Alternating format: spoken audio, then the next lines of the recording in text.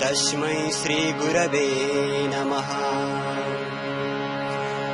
ध्यानमूलं गुरुर्मूर्ति, पूजामूलं गुरुपदम्, मन्त्रमूलं गुरुर्वाक्यम्, मोक्षमूलं Gurukripa.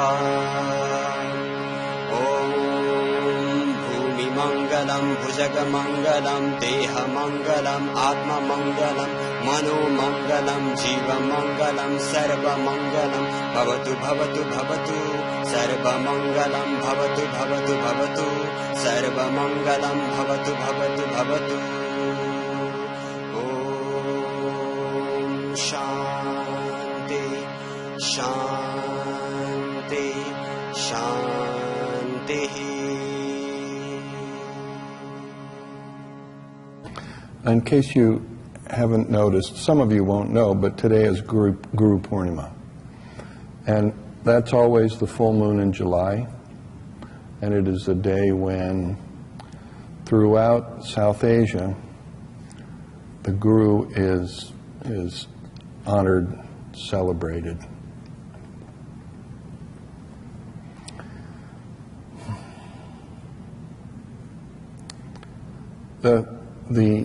The Guru is something, it is really not very well understood at all in the West. And, I suppose that's a function of our culture. But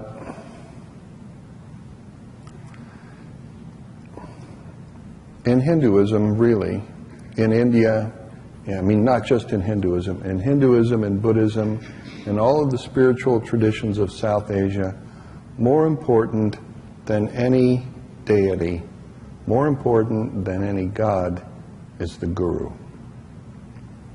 And Guru is more important than any deity, or because Guru is the pathway to that experience of the deity, and through the deity to the experience of the ultimate reality. And without that pathway, it's not possible to go there.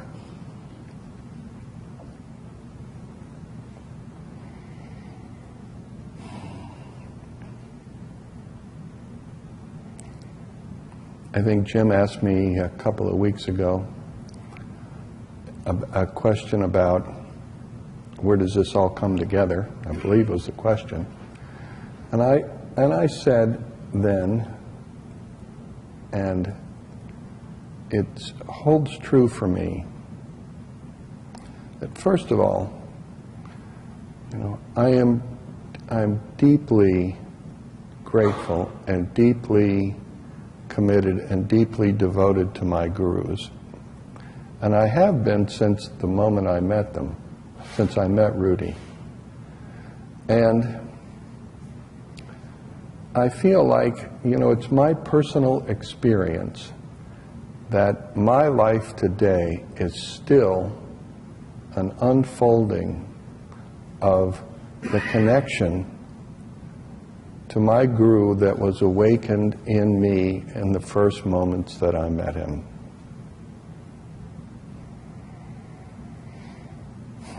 And most certainly, this is true for me and for all of you and for many people who are not here today. Many.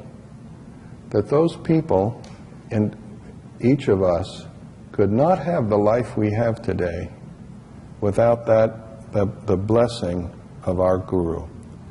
That blessing has completely transformed our lives and opened up possibilities for us that in those days were really unimaginable. And yes, today we have, each of us in our own way still has some load to carry, some stress to deal with, some yada, yada, yada. This is life.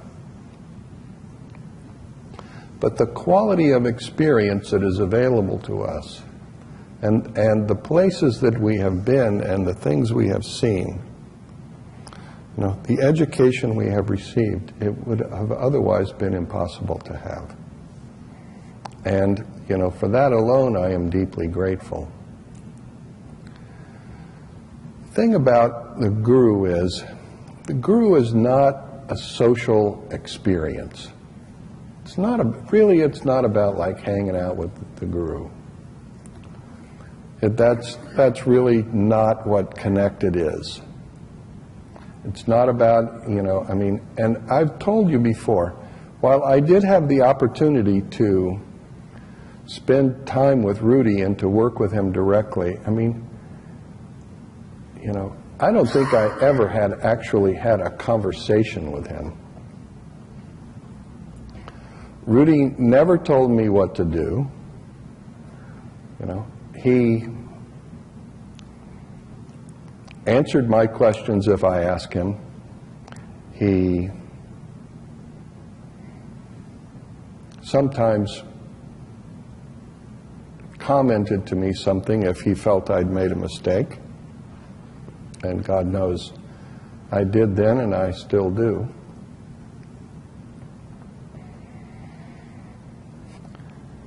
And further, we didn't study any kind of scripture. There was no textbook when Rudy was alive.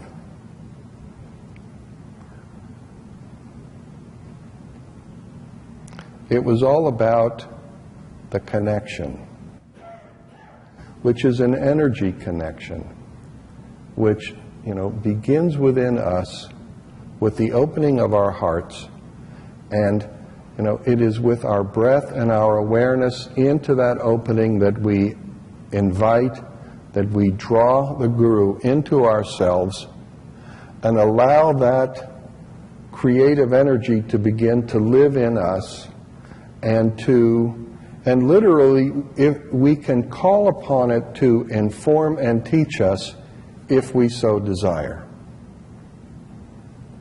And in Rudy's company, I always felt like I was just having honey poured into me.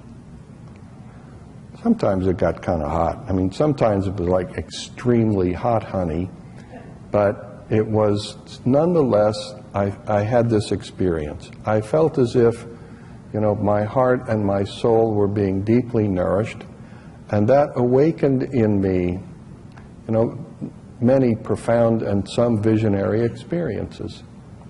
But the main thing is this, everything that I've studied since I met Rudy, everything that I've studied since I had the experience of that connection, has been a study that has not informed me exactly, but rather clarified for me exactly what my experience already was.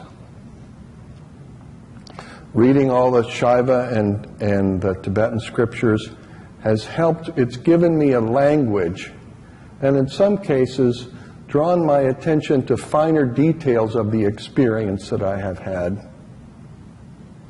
But it has never in any way enriched that experience, because that experience itself is tremendously rich.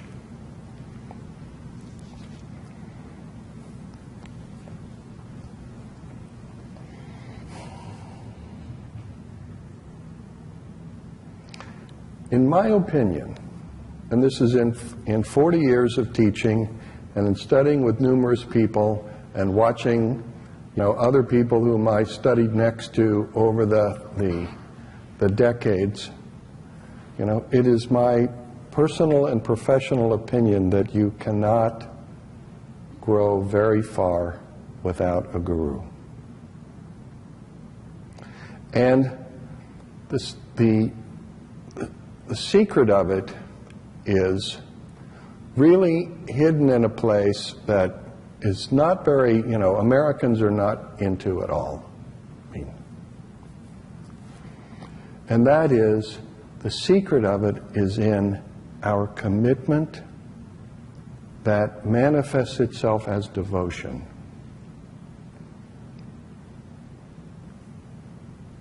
And it is this quality of sweetness that we connect to within ourselves, that we have to compel it to come out of us. Because otherwise, everybody is very squirrely. Except, I mean, that's a Kentucky word, but maybe you guys get it. You know, inside we're like going 6 directions at once. And we have to bring ourselves to a still point, to a stillness, and evoke from ourselves a quality of sweetness that expresses our commitment in the effort that we've just made to bring ourselves to that place. And then the deeper dimension of us we're bringing into play so that that energy becomes the environment, which is a very fine inner environment. The vibration of it, the sweetness of it, it's very fine. And it is in that fine environment which we are drawing into ourselves from the teacher and establishing in ourselves and stilling ourselves in it and allowing that fineness to evoke something deeper from us that begins a flow. It's a whole chemistry and in that chemistry are all the secrets of all the tantras and the powers of all the goddesses and all of their attendants. And it is in that sweetness that we have the potential to experience our complete and total liberation.